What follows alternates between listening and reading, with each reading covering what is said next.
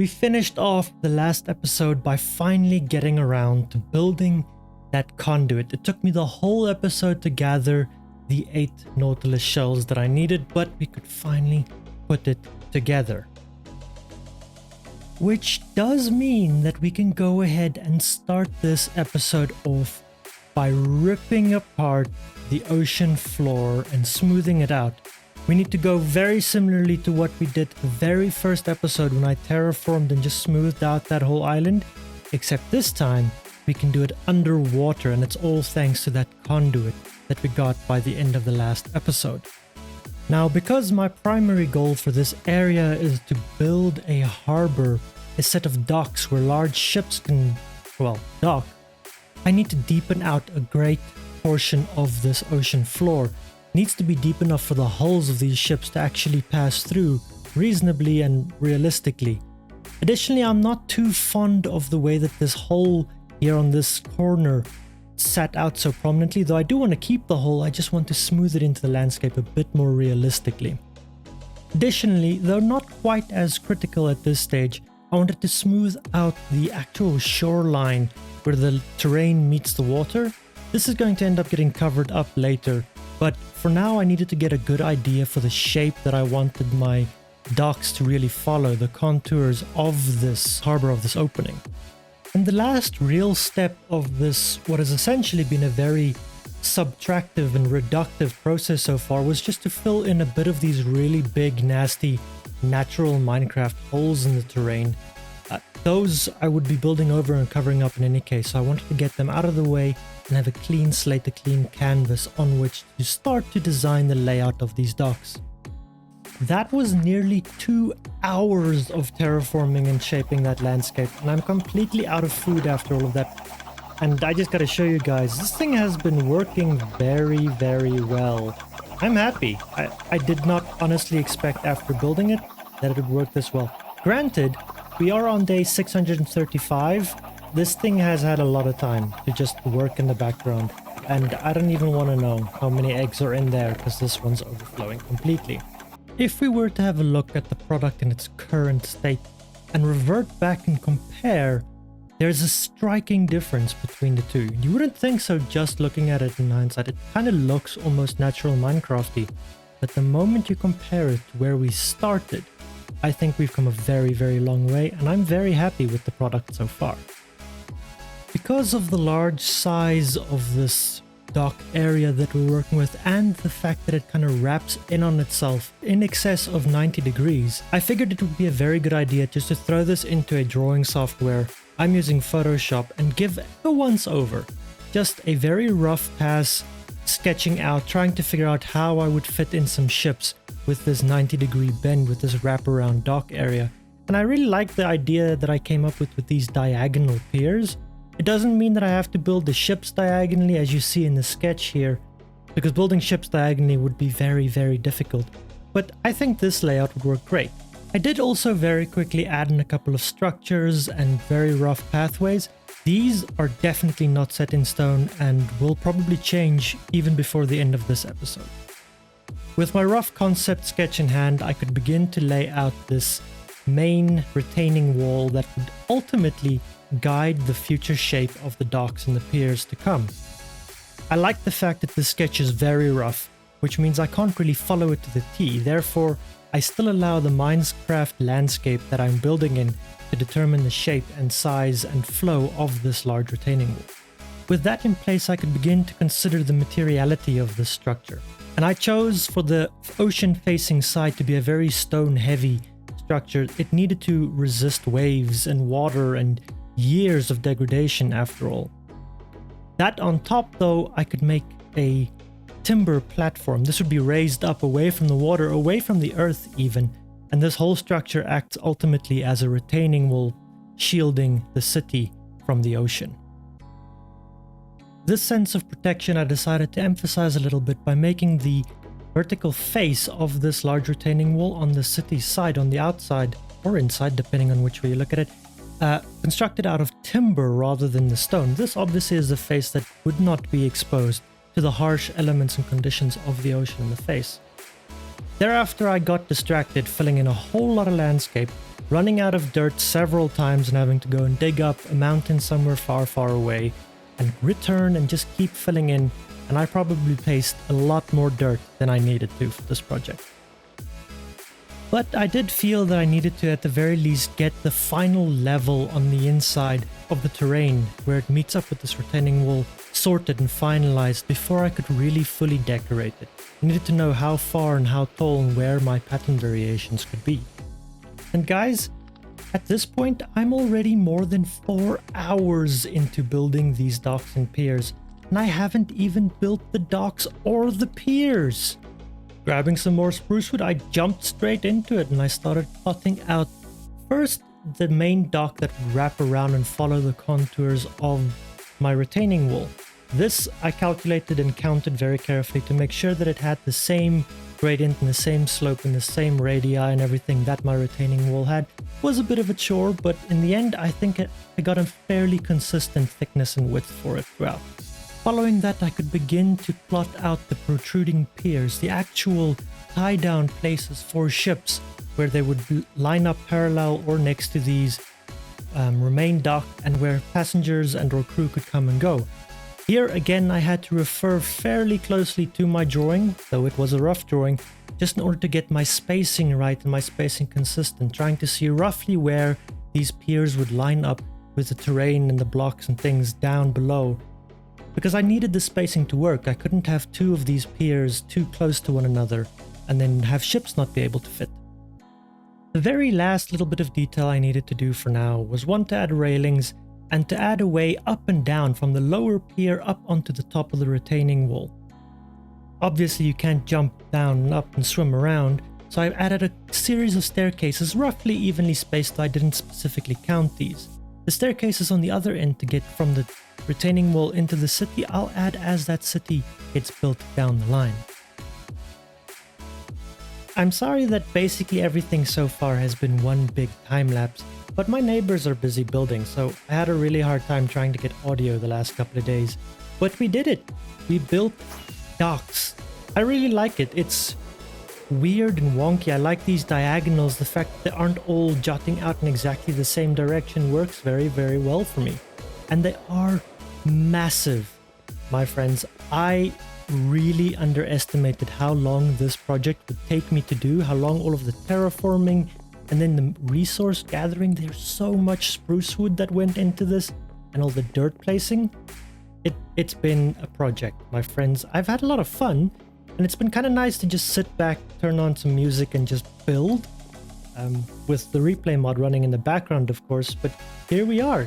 This is what we've got, and they're very blank. This is still a very blank, clean, clear canvas onto which I think it is finally time for us to start planning out and trying to figure out what kind of storage building we want to have here. Because just in case you guys forgot, and I wouldn't blame you if you had, the whole goal of this build that we started in the last episode is to sort out my storage problem, right? My storage room is overflowing. I've got so many shulker boxes of things everywhere. I really need a place where I can organize and differentiate things, and that's what we're doing. We're building a big storage room. Unfortunately, I had absolutely no idea what kind of shape or size I wanted to go with this structure, so I took a quick screenshot, threw that back into Photoshop and started sketching out. I drew a very rough idea for the crane so that I could have an idea of scale, something to work with, something to work next to, and then I started sketching out based on some very quick Google image searches for dock warehouses, and this is kind of what I came out for. Now the sketch is very rough, it's not my best work, don't judge me on it, but I think I have an idea for size and general shape. In terms of materiality for this build, I needed to fly a very far distance from the spawn area because I want calcite. And the most abundant sources of calcite are actually these calcite veins that you can find in stony peak biomes. Now, unlike the Warm Ocean, I did have stony peaks a lot closer to home, but I don't want to rip those ones apart because they look so nice, especially with the veins of calcite in it. So I came a very far distance away And I'm just going to rip out all of the calcite in this biome that I'm probably never ever going to visit again. The nature of a storage room inevitably results in a large building. What you need for a comfortable space to run around needs to be enlarged significantly to account for the depth of the hundreds of double chests and for the thickness of multi-layer walls. Because of this, I first did a rough layout of a building in a creative testing world, and this, along with my rough sketch, made up the master plan. But what is a plan if not something to deviate from? Using my walling materials, I began to lay out these chests in groups, which would eventually help me to organize this large storage space. And in the floor, I decided I would hide shroom lights, a fairly easy to come by lighting block that wouldn't take up otherwise valuable floor space.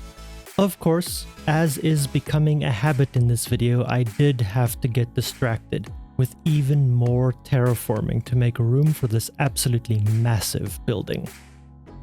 We need to pause. I have something I need to do, something pretty important. Hi. Yeah, don't raise your eyebrow at me like that, that's rude. I want to buy that. Oh, I can't buy all. Oh, that's not fair.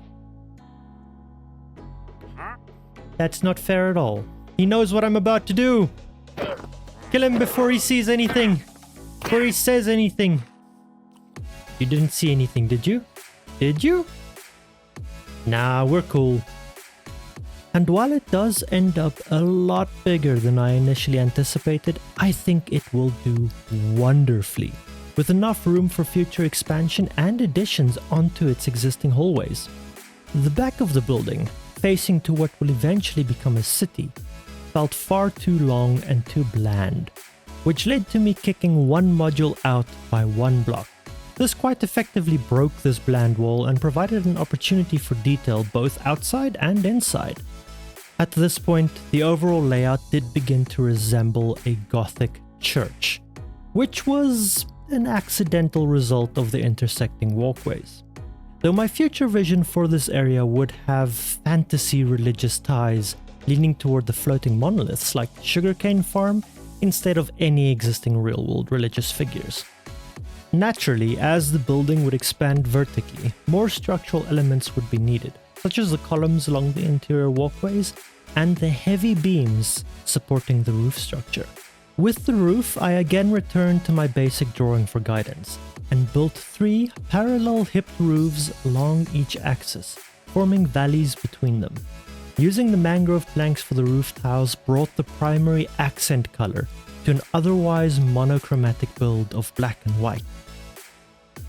And I was about to go and chop down a whole bunch more mangrove logs because, well, I ran out in my little shulker monster. But then I came in here to grab the saplings, the propagules, and I have a whole bunch.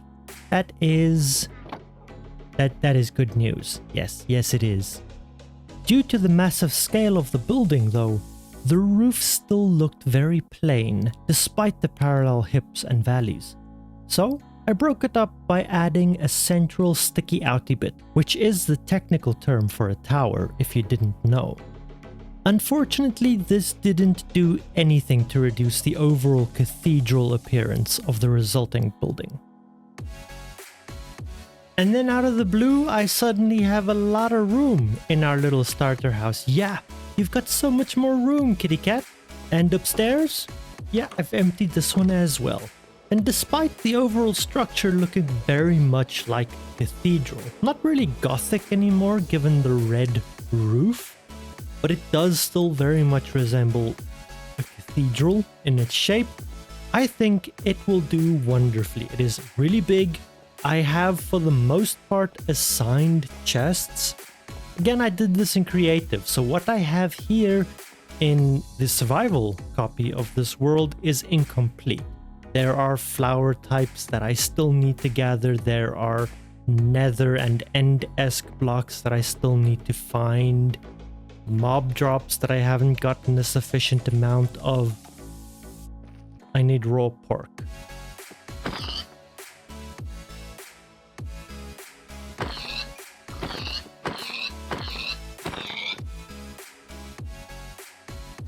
Okay, I tried.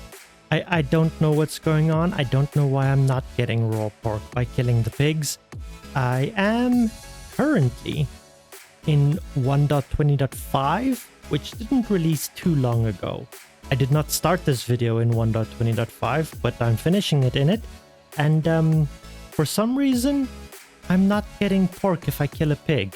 I was gonna say on the bright side and then lead into a tangent, but the sun is setting, as it is always doing in this game. I have a bunch of shulker boxes. This is everything I own. That is the wrong color. Why did I dye a sandstone shulker box brown? That's supposed to be dirt. Anyway, I need to sort all of this stuff out. I need to put it away. I don't know why that one is empty. But I've got stuff in a lot of these shulker boxes. And, well, I've dedicated chests to stuff, but I do now need to put all of this stuff into those chests. Yay! After I sleep the night away. And a good long while later, I have cleared out all of the shulker boxes, and I actually have a lot of empty shulker boxes to use now, which is, as always, wonderful news. I did make some minor adjustments since the last clip though. I've added in some crafting tables here in the center. I've sunken this little circle where there is a bed and an ender chest, and they can stay there indefinitely. I'm not quite certain where I will put the rest of the crafting stations in here yet. Maybe that remains an opportunity for future builds in the city, where each of those crafting stations has to be in its own build. Maybe? I'm not certain, but we will find out. For the time being though, my friends, I think this is a mighty fine storage building. And a mighty fine set of docks and piers, none of which we had at the beginning of this episode. There is, though, a small elephant in the room that does need a bit of addressing. And that is the fact that this video is coming out about 3 months after the last one. Yes, I apologize. Stuff happened, life came in the way, and I'm back. I am very hopeful that I'm going to be able to keep going with videos regularly going forward, and I look forward to playing Minecraft again for the first time in a very, very long time. That being said though, my friends, if you have enjoyed this video, and despite not having touched the majority of this video in a long time, it did take a lot of work. So much time went into this video, and I would greatly appreciate any support you guys would be willing to show. A subscription, a like, a comment, all of those wonderful things. Do it down below, and I will see you guys in the next video, which I'm probably going to start recording right now.